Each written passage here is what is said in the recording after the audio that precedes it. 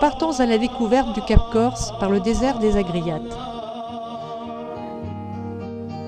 Au creux d'un beau golfe auquel il a donné son nom, Saint-Florent est très fréquenté et appelé le Saint-Tropez de la Corse.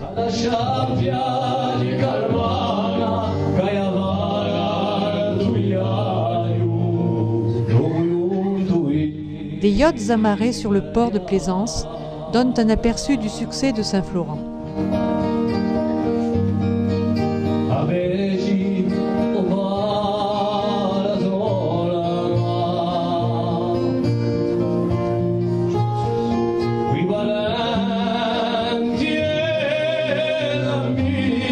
La route en corniche permet d'apprécier cette presqu'île au caractère sauvage avec ses villages en balcon.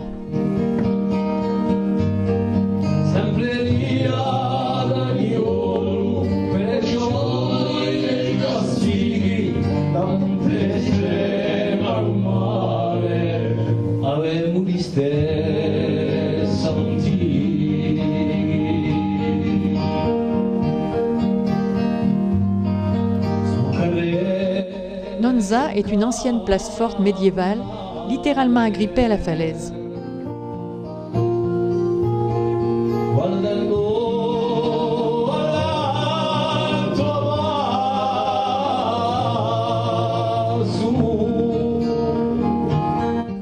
Une tour de défense de schiste vert permettait autrefois de surveiller le golfe de Saint-Florent.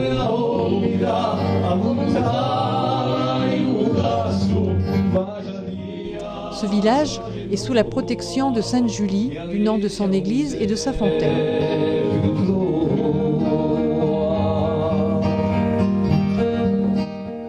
Au pied de l'escarpement rocheux s'étire une vaste plage de Galésie.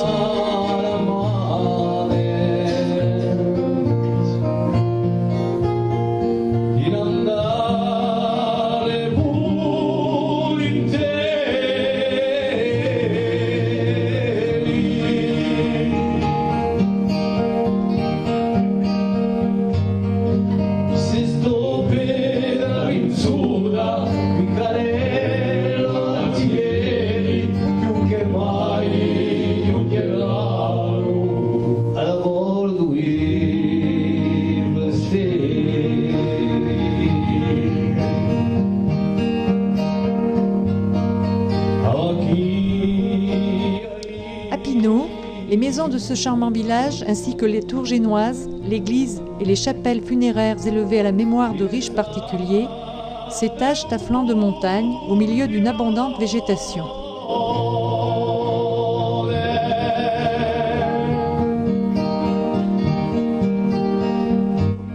Bastia, vieille cité au charme méditerranéen, avec ses ruelles bordées de hautes maisons aux volets peints, a un rôle de premier centre économique de l'île.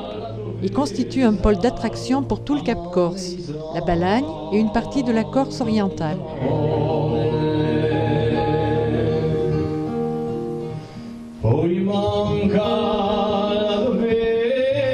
La place Saint-Nicolas est l'une des plus grandes places d'Europe. Ouverte sur le port, longue de 300 mètres, elle a la noblesse et l'ampleur d'une place royale.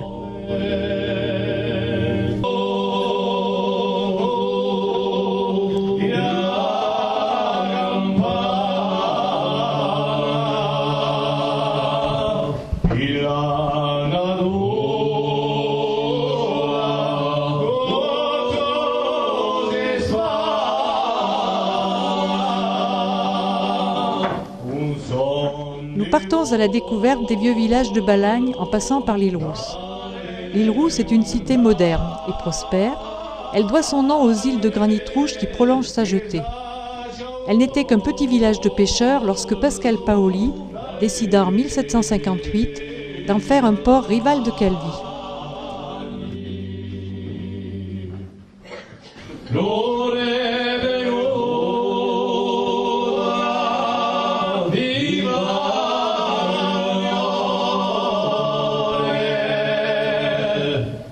Le village de Corbara, autrefois capitale de la Balagne, a des allures mauresques. À l'extérieur du village, un haut clocher carré signale le couvent des franciscains, qui sert aujourd'hui de retraite spirituelle.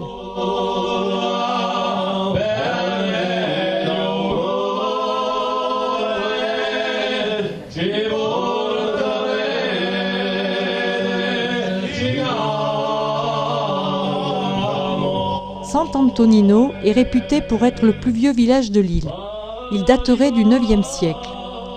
Posé en équilibre sur un piton rocheux de 500 mètres de haut, entouré de pâturages rugueux, il est resté totalement authentique avec ses étroites ruelles de pierre en padane, ses passages voûtés et ses hautes maisons.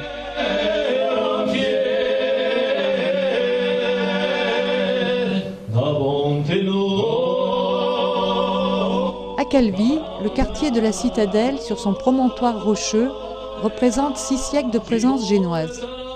La citadelle dresse les murailles ocre de son enceinte bastionnée au-dessus de la ville basse et du port.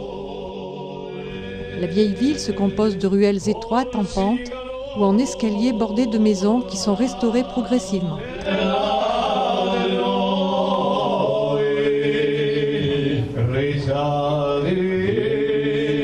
L'oratoire de la confrérie Saint-Antoine est un édifice du XVe siècle. L'intérieur présente une grande nef centrale. Au fond, les fenêtres donnent sur la baie de Calvi. Sur le mur gauche, 2 fresques représentent la crucifixion.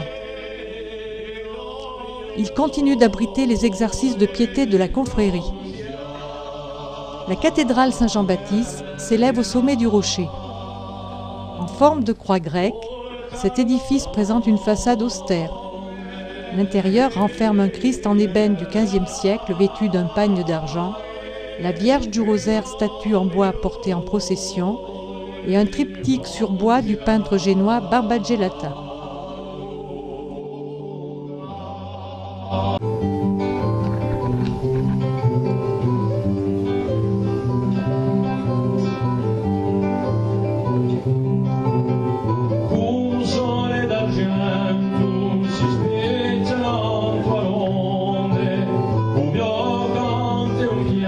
Le golfe de Porto doit sa splendeur à son littoral bordé de falaises de granit rouge qui contrastent avec le bleu intense de la mer.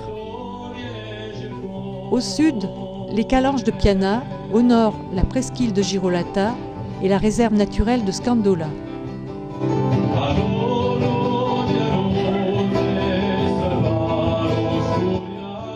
Les majestueuses calanges de Piana, falaises de granit rouge sculptées par l'érosion, constituent une des curiosités naturelles les plus remarquables. Les roches ont pris des formes fantastiques et avec un peu d'imagination, on peut distinguer des silhouettes.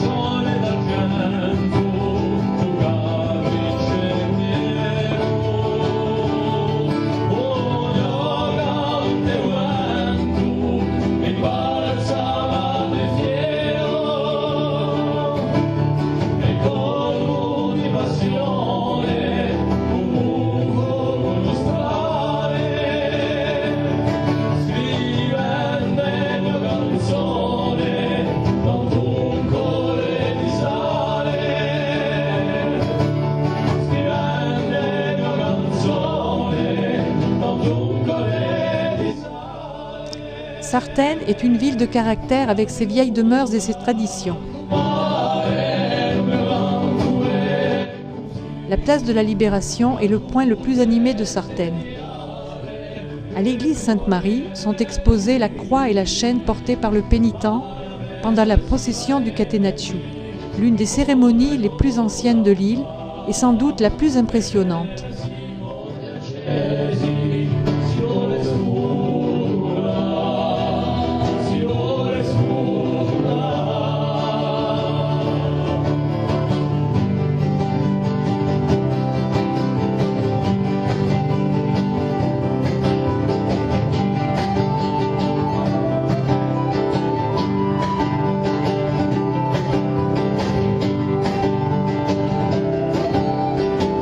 la plus méridionale de l'île, édifiée sur un site exceptionnel, Bonifacio reste une ville incontournable.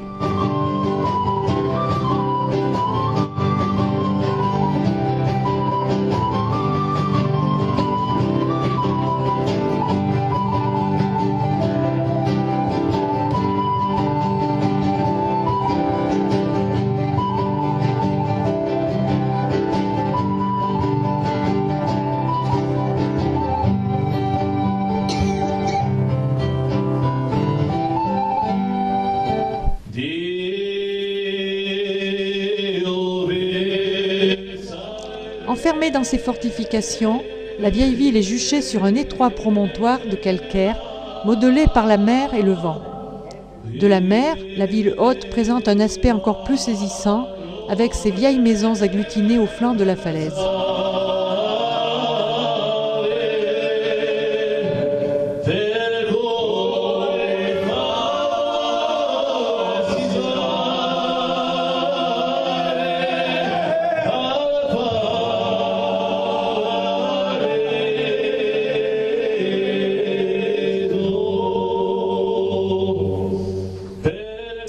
La visite des grottes marines est un moment privilégié. De la pointe de la Madonnetta jusqu'aux îles Lavezzi, en passant par Cavallo, île privée appréciée des milliardaires.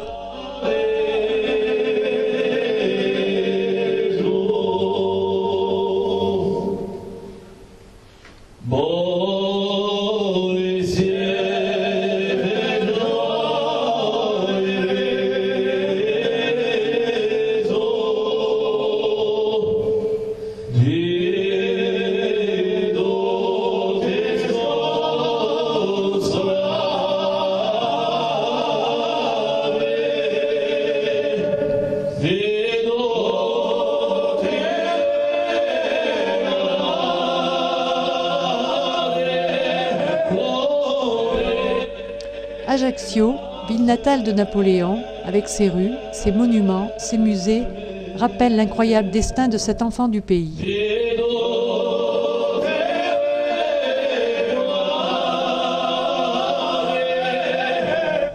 Face à la petite place Letizia, la maison natale de Napoléon porte sur sa façade les armes de la famille Bonaparte.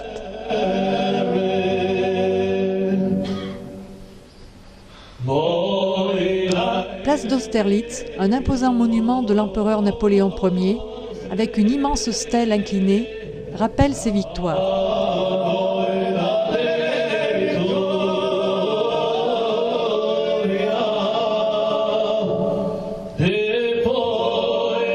Selon les Ajacciens, l'histoire de leur ville remonte immanquablement à Napoléon.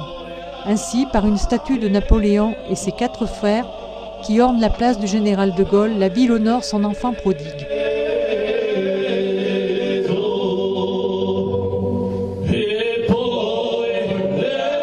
Ce vaste espace, que constitue la place du général de Gaulle, ou encore place du Diamant pour les Corses, fait le lien entre les quartiers anciens et ceux qui se développent en bordure de la route des Sanguinaires.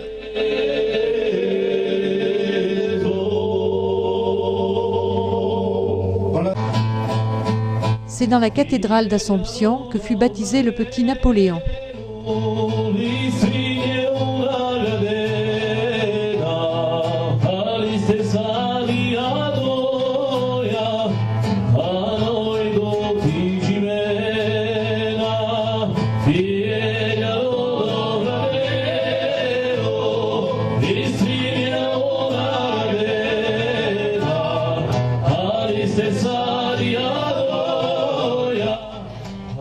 La place du Maréchal Foch, lieu central de la vie des Ajacciens, s'ouvre sur le port et donne accès à l'hôtel de ville et au marché.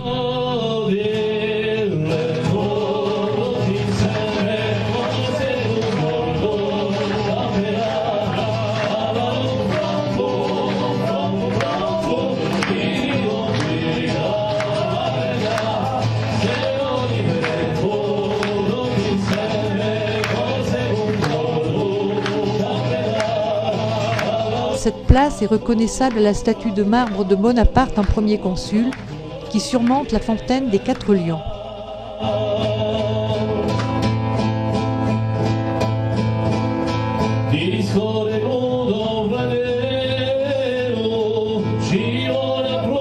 Sur la route des Sanguinaires, le cimetière regroupe dans des allées bien alignées des mausolées blancs, dont celui d'un autre empereur d'Ajaccio, en la personne de Tino Rossi. Ce cimetière ressemble à une jolie ville miniature. C'est d'ailleurs ce bel ordonnancement des tombes qui valut aux Allemands une mémorable méprise en 1944.